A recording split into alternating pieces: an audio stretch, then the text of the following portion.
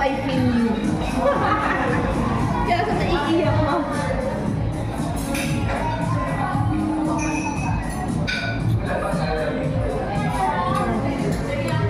Tara, kain na tayo. Nandito kami guys sa restaurant. Ayan. Si Miguel.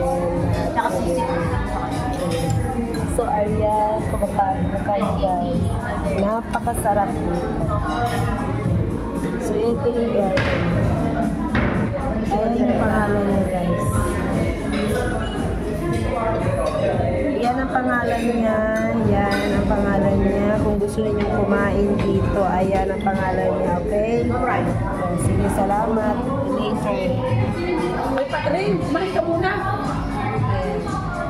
Alright.